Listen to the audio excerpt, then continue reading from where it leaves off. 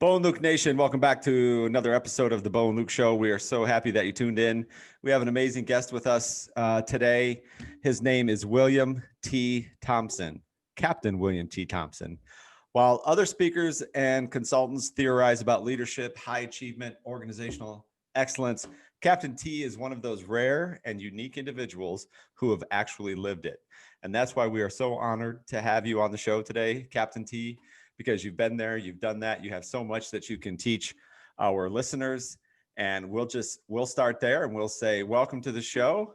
Tell us a little bit about yourself. Well, Bo and Luke, it is an honor for me to be on your show. Thank you so much for inviting me. Of course. I'm here because I just wrote a book. It's called The Flight to Excellence, Soaring to New Heights in Business and Life. And the reason I wrote the book was twofold.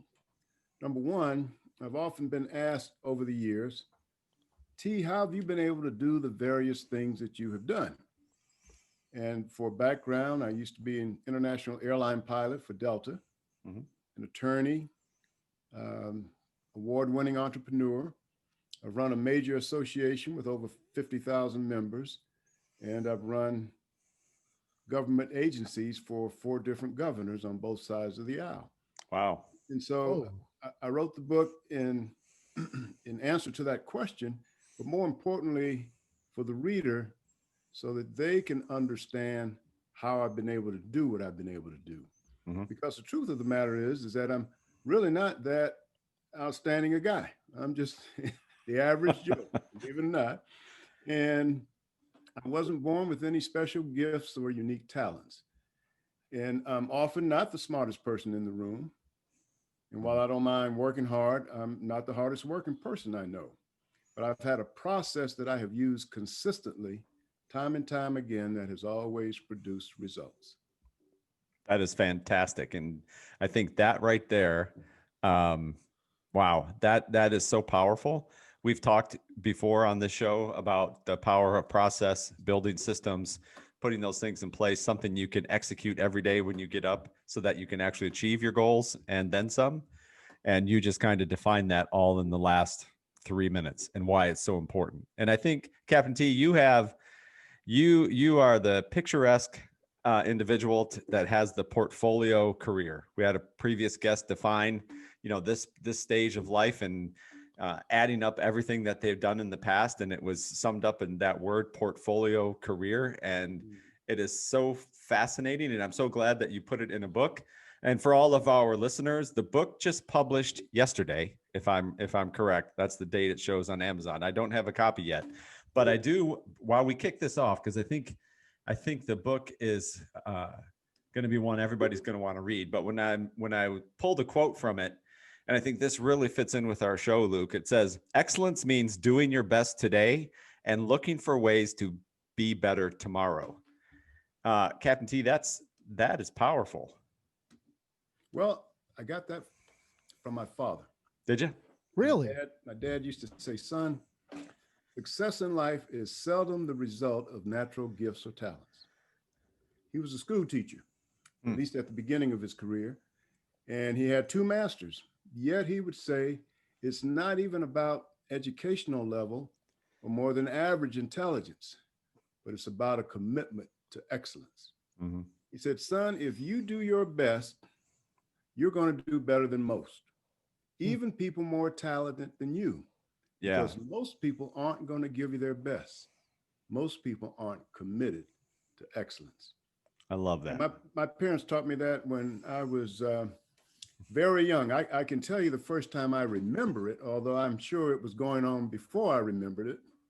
But I was in the kitchen washing dishes. That was one of my chores. I was 7 years old. And my neighborhood buddies were right outside the screen door waiting for me because we had this Saturday morning ritual of going over to the high school and playing football against another group of neighborhood kids. And on Saturday mornings, we'd look around and we'd hop the fence and we'd play on the varsity football field because we knew that the varsity team had played Friday night. Nobody probably was going to be around. Well, I'm running late. I'm holding up the show. So I'm rushing to get these dishes done when my mom walks by and picks up a fork that I had just washed. and it still had some grits stuck on it. Mm-hmm. She said nicely, "Sweetheart, this fork is still dirty. You didn't do a very good job." I said, "Give it to me, Mama. I'll wash it again." She says, "Yes, you will, baby. And all these other dishes that you've already washed." Now, I am over halfway through these dishes, right? Yeah, And I got people to see, places to go, and things to do. that's right. Yes, Mama, no, please. She said, "Hey, you didn't do a good job on the fork. How can I trust that you've done a good job on the rest of the dishes?" She said, "Sweetheart, do your best the first time, and you'll never have to do a job over again." Ooh. Wow. And having to do all those dishes over again, I tell you, seared into my psyche the Yeah. importance of doing the best you can the very first time. Wow. It's an incredible story. It is a great story. It's a great memory that, take you back all the way to 7 years old. Absolutely. Yeah. And I can't tell you how many times I've reflected on that, Mhm. over the years. Yeah. Because most of us, you can't do the best that I can do, but you can do the best that you can do. That's right. Yeah. And everybody can do that, right? Yeah. Yeah. I just can't tell you enough how fitting that is. And sometimes how things align in the guests that we have on the show. We just launched a e-learning platform, and our tagline is "Be the best at what you do." And the focus is on you, like what you do. Don't Right. be the best at what Luke does or what Captain T does. What do you do? Let's focus on you being the best at that. Exactly. Yeah, that is powerful. I love it. What do you think, Luke? I think it's absolutely incredible. One question that I have is how do you keep yourself motivated to do that absolutely every day? For a lot of people, and I think listeners, myself included, we've mentioned this on the show, we got peaks and valleys, right? We're going to do Yes, really absolutely. well at doing Yes. our best for like 3 days. And then we start doing better. Our ego gets bigger. We stop going back to those principles that we learned, just like the story you learned when you were 7. How do you have any tricks to refocus on this every day, keep yourself humble and in that growth mindset? Absolutely. Well, first of all, let's be real. We all have our up days and down days, as you said. Sure. Right? And we all need to take time off as well, because you can't be focused on one thing without getting up and taking a break in some way, shape, or form. That may be in the moment, that may be after a period of time, right? And so I used to say, I work hard, I play hard. I take time off, and I go do things where I don't have to concentrate on focusing on doing my best. I can just sit by the pool or go out and ride on the boat or whatever. And so there's clearly a balance issue in that whole concept, right? Life balance. But the other part for me in terms of techniques is I talk to myself, because I know when I'm not doing my best. And it's like, okay, hold on, stop. You know what you're doing or what you're not doing, as the case may be. Pause for a moment, suck it up, and do what you need to do. And often the biggest challenge is starting. Because once you get started, then it becomes easy to just push on. It's like going to the gym. I stay in pretty good shape, but there are times when I don't want to work out. Sure. But when I start, then I'm into it. Right. It's okay. And you never look back, because now you're into it. So often the challenge is just to get started. And I tell that to myself. I don't want to do this. I'd rather look at CNN or whatever, but I need to sit down and work on a chapter in this book. Yeah. And once I turn the TV off, which is the big challenge, to actually hit the off button. It is. Because I'm listening to, John King or whatever, and I get to writing, well, now I'm into it. Yeah. And so that's often. Yeah, that's great advice. If you just get started, you'll be okay. Yeah. Yeah, I love that. I used to have a roommate. I don't know where he got this quote. I'm sure it wasn't my roommate that thought of this, but he always said the quickest way to get something done is to start doing it. Yeah, absolutely. Yeah. Absolutely. Yeah. It's like the gym. It's like Captain T said, right? And I That's right. this a long time ago was, 75% of the problem with the gym is getting there. Because once you get there, then it's the 20, then you do it and you've started, Exactly. but it's that getting going and getting there. That's trouble. Yeah. So I love that you talk to yourself. I think that is that is a great pointer to anybody listening. It works. If you can't talk to yourself, you know, It does. Absolutely. it's, yeah, it really does work. I love that. Yeah. Captain T, how much of an influence on your career do you think your time when you started out at the Air Force Academy and your time in the U.S. Air Force, how much of an impact did that have on you moving forward after you got into your other endeavors that you mentioned earlier? A tremendous impact, but I would take a step back even before the academy. Okay. To my years in high school. And I was in a group of kids. We were the first kids to integrate what had been an all-white high school down in the Deep South. Okay. And we went to school each day with, for a while, federal marshal and highway patrol escorts just to go to school. Wow. And so that whole 4-year process of going through that, and of course it got better as time went on, but I could tell you some stories about what we had to deal with at the beginning. And in many respects, that was the foundation preparation for my career, because not only did I have to deal with a lot and learn to deal with it at a very young age, 14 was when I went to high school, but it also gave me the mental strength to deal with a lot of issues. Yeah. And to be able to prioritize what was important and what wasn't. And so, for example, I expected to be called the N word, 100 times during the course of the day. Really? So that became a non-issue. I could just block that out. I knew it was coming, and it wasn't important, because what was important was for me to go over there and get my lessons and educate myself and get through that process. And so to a great extent, that was the fundamental preparation. When I got to the academy, certainly at a higher level, that was preparation as well for a lot of different things. But in many respects, it was, I won't say easier, but it was a better environment, because you're there with your classmates, you're all freshmen, so everybody's going to be dumping on you. Right. And when you get through some challenge, you were doing it as a group, as a team. Right. As opposed to being the lonely individual walking down the corridor back at Orangeburg High. Yeah. Wow. I think there's a great lesson in there, right? When you have, for our lesson for our listeners, when you know certain things are going to come at you, right? And that you have those expectations, then those you can deal with and say, I can put those to the side because it's going to, I know it's going to happen. Right. Right. So that's not where my focus is going to be. I'm not going to give energy to that, because that's happening. It's going to happen every day until we get through this. So if I focus my energy elsewhere, then I can get something positive out of this day, this week, this month, whatever the case might be. Yeah, you hit it right on point. Yeah.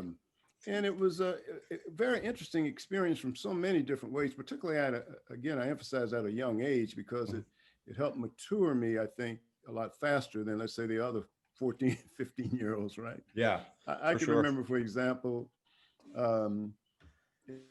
in just about every class, there would be no one that would sit next to me or in front of me or behind me. So there was always that immediate isolation. I would go eat in the lunchroom. There were 2 lunches. 2 of us ate at one lunch and the other 10 kids ate at the other lunch. And so we were fairly isolated in our lunch. And the other guy didn't even eat lunch half the time. So I would be in the lunchroom by myself. I would sit down, Bo, at a table that sat 24 people, and 23 people would get up. Wow. And they would stand up and eat out of their trays. It was a crowded lunchroom, no seats any place, right? Yeah. And there'd be 23 empty seats and me at a table eating lunch. Wow. But then one day I did that, and the girl down, everybody jumped up, and this girl down at the end said, I'm going to sit down here on the end. I won't be that close to him if I sit here. And her girlfriend sat with her too. So the 2 of them sat down on the end, and they were like the first heroes in a way. Yeah.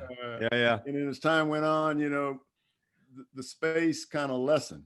Yeah. So that it got down to, as long as there were maybe 3 or 4 seats between me and somebody else, then that was okay. Right. The whole table wouldn't jump up again.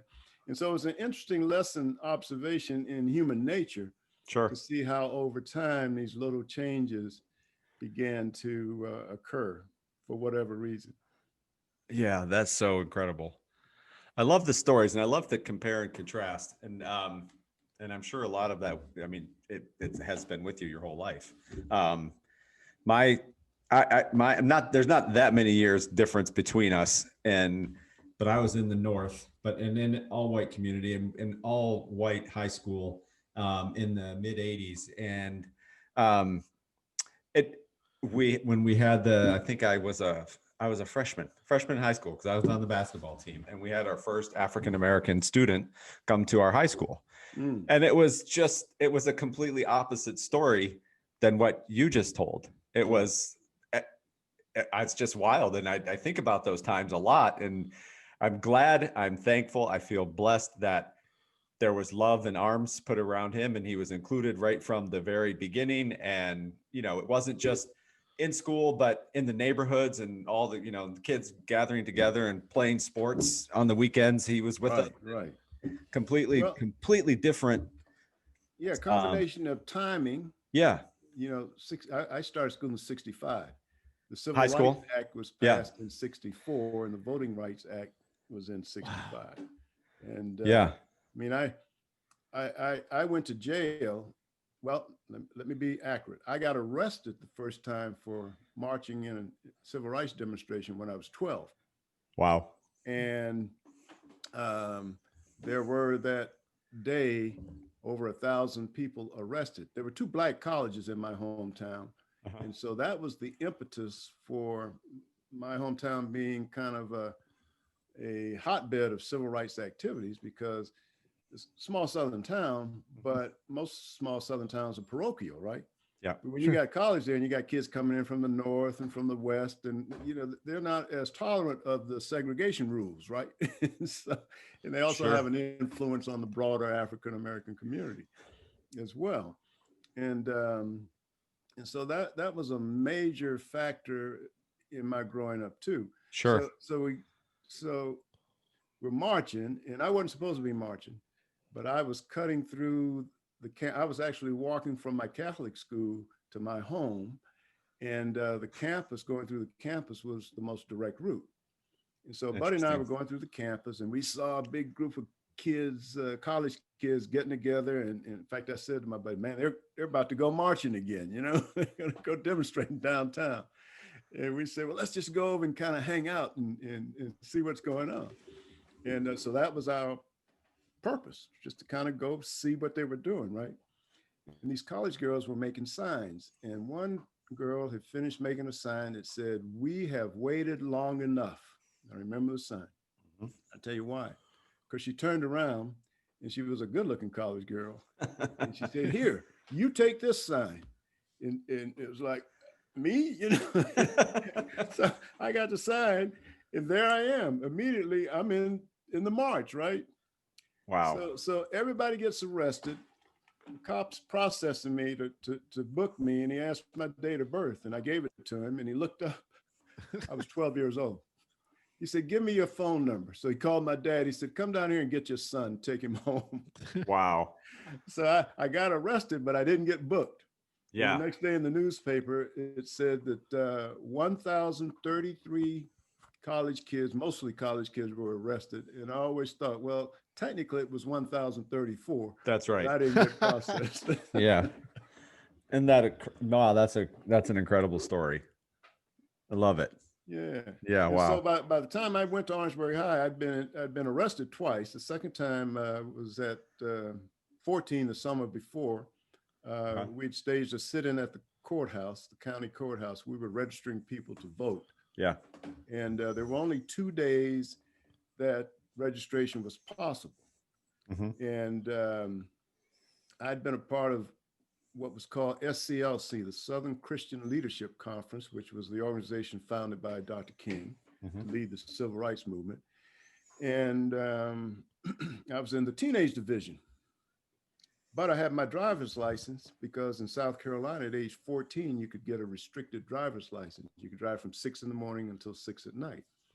And so because of my mobility, I was a part of a branch of the SCLC called Project Scope. And our job was to go out and drive in the country, Orangeburg County, and sign up people to vote because the Voting Rights Act had just been signed. And we'd go out with sample registration forms.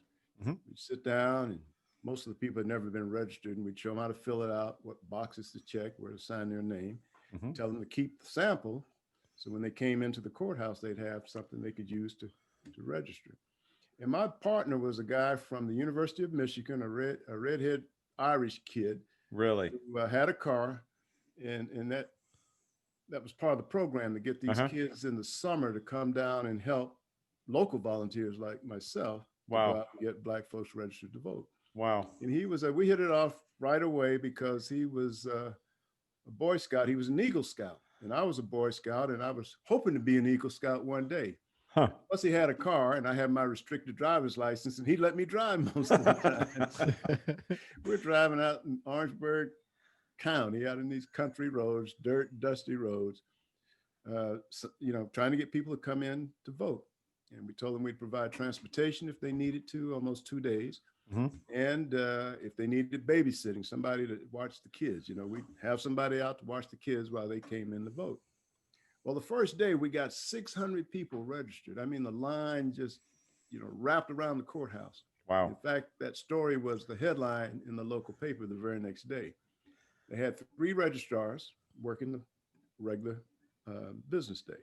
Well, the next day they only had 1, right? Because so many new Black folks coming on the rolls, I think, got the power structure a little nervous. Yeah. So Wow. instead of 3, they only had 1. They said one guy had called in sick. The other guy had a cow that was stuck in the ditch, and he had to get his cow out of the ditch. That's the worst. And so the guy who was running the program, the paid SCLC guy, was a white guy, about 32 years old. And he told the powers that be, the officials at the courthouse, that we wanted 3 registrars working an 8-hour day. And that's what these people who had come. And the second day, the line was around the courthouse as well. He said, so we're going to stay here until you provide that, because that's what, the law requires. Well, 5 o'clock, they came and said, that's it. Courthouse is closed. You folks got to get out of here. He said, nope, you only had 1 registrar. We want 3 registrars, 8-hour day, or we're not leaving. And the official said, well, if you don't leave, we're going to have you arrested for trespassing on government property. Wow. He said 3 and 8. And so that guy left. We didn't leave. Most of the people who were there to register to vote left. Right. But the volunteers and a few of the people who were looking to register stayed. And we all went down to the courtroom and staged an impromptu sit-in. Wow. Started singing freedom songs. And there was a balcony off the courtroom, and I went out just to catch a breath. No air conditioning in those days, right? Right. So you're in a building that's not air conditioned. So I went out and I could see the police agencies all masking below. There was the city police of Orangeburg, the Orangeburg County Sheriff's Department, State Highway Patrol, all the cars coming in. And I looked down and I saw my grandma walking by. Oh, wow. She used to work as a domestic for a doctor, and she was on her way home. And I yelled down to her, and she looked around, not knowing where I was. I said, I'm up here. And she said, boy, what you doing up there? I said, I'm about to go to jail. When you get home, call mom and dad and tell them I'm not going to be home tonight. And about 15 minutes later, all the cops came in. They gave us one more chance to leave. And that guy said, hey, 3 and 8, or we're not going anyplace. And they arrested us all and took us to jail. And interestingly enough, they were tougher on the white kids from around the country that had come to volunteer to help than they were on us, because they viewed them as outside agitators coming in to stir all our good Black folks up, Wow. So, yeah. So anyway, Man. I say all that to say that was my background before I even got to high school. Yeah. Yeah. No, and then that makes perfect sense, that then you get to the Air Force Academy and you're like, okay, I got this. This is nothing.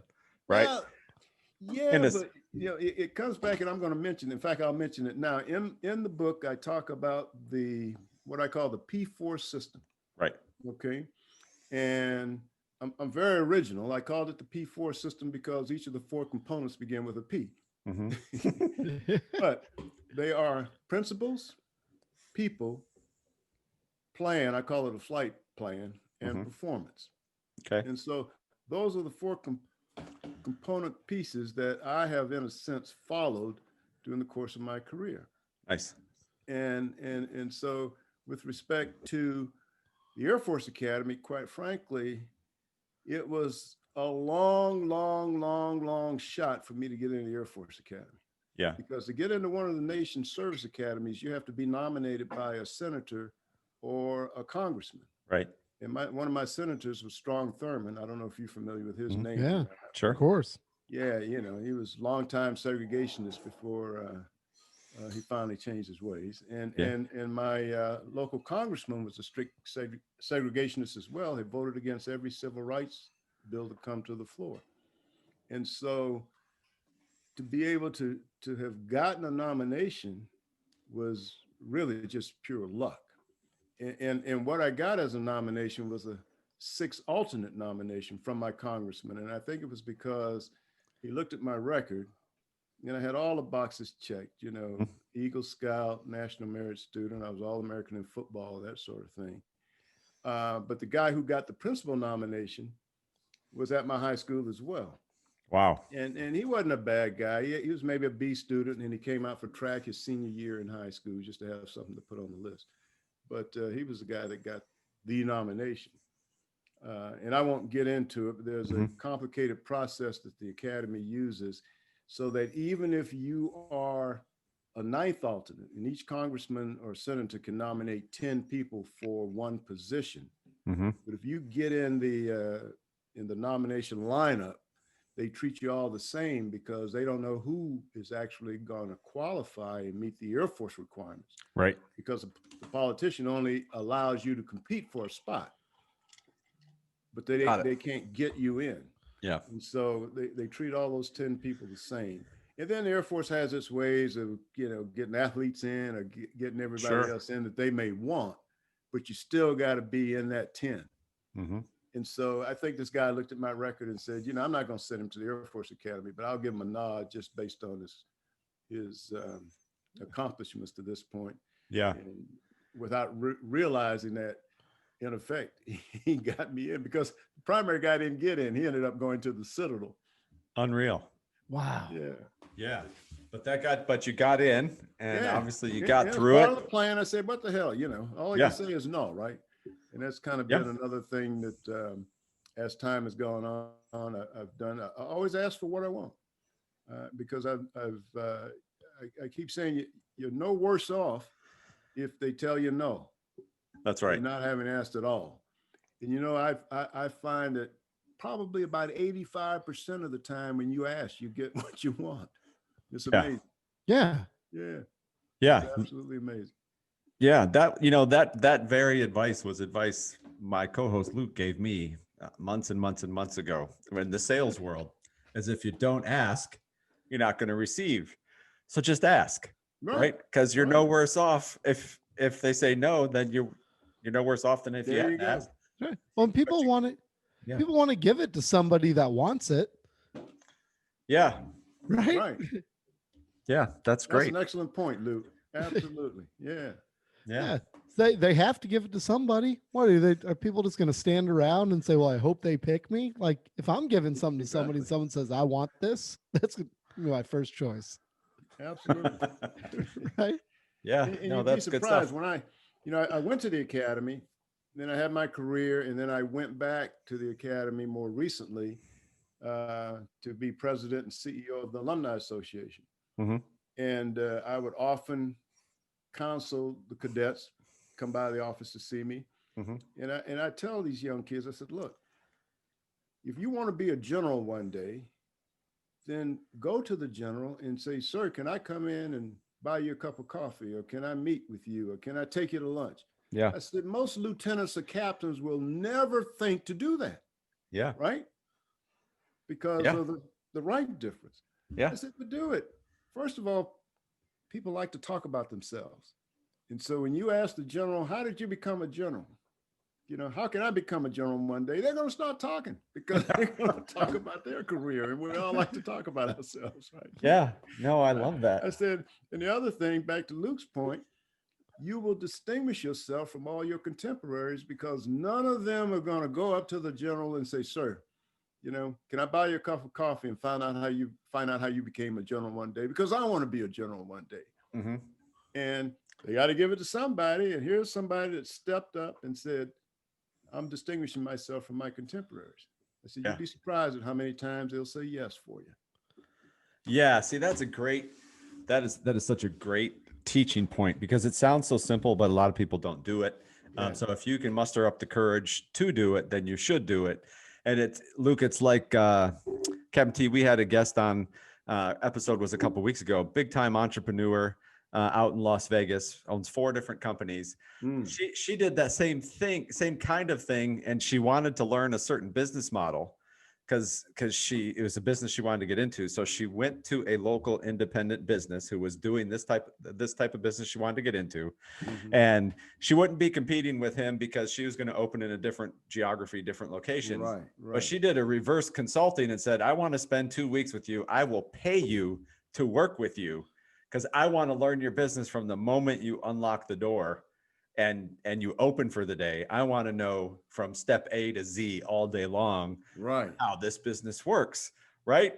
And of course the guy said, absolutely. I'd love to show you how to do this. Right. Because it's the same thing. He probably was flattered that somebody wanted to learn from him and hear his story. Right. Yeah. You got to put yourself out there. And from a leader's perspective, you think about it, like if I want to groom somebody for a certain role in the future, I can deal with less skill as long as they want it and they're willing to put in the work, right? I'd much rather take the risk on the person has less skill but has the drive and wants it than the person that looks like they're a complete natural and has all the skills but doesn't say that they want it. Right. They would flop, in my opinion. Absolutely. That aggressiveness within context, Sure. Yeah. And polite and respectful, aggressiveness. And we're all ignorant until somebody teaches us something, right? That's right. I mean, right. And that's, as I explained to I got 2 daughters. I said, look, there's nothing wrong with being ignorant. That's not a slight on you. Now, if I call you stupid, that's something different. But being ignorant means you just don't have the knowledge yet. But you can always take care of ignorance, by learning what you need to learn. This is true.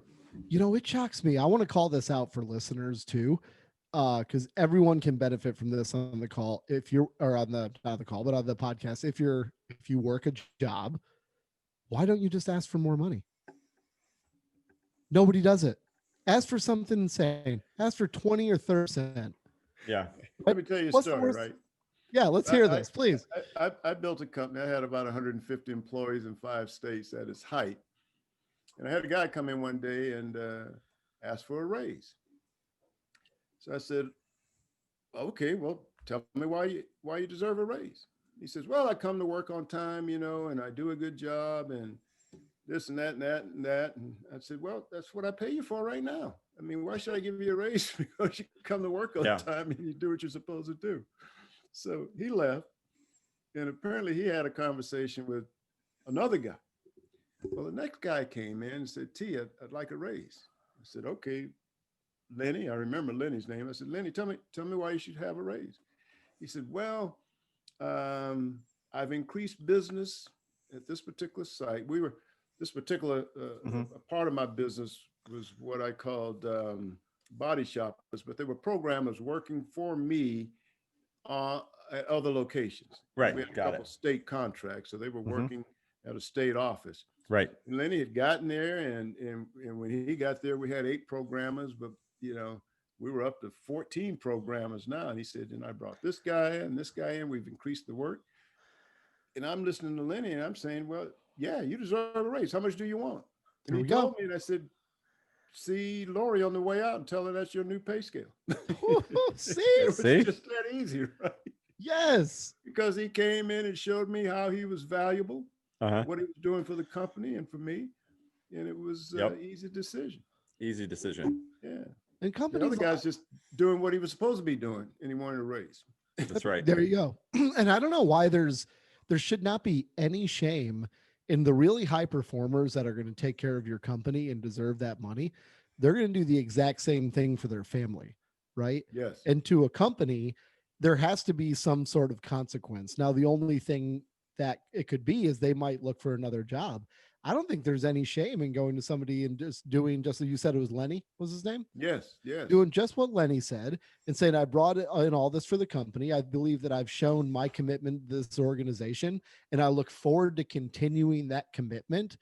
However, if this isn't something that we can agree to, I have to take care of my family as well. And I'd almost consider myself like a free agent at this point, Yeah. and it's respectful. It's polite. You're given the opportunity to say, hey, I'm here and committed, but I got to take care of my family too.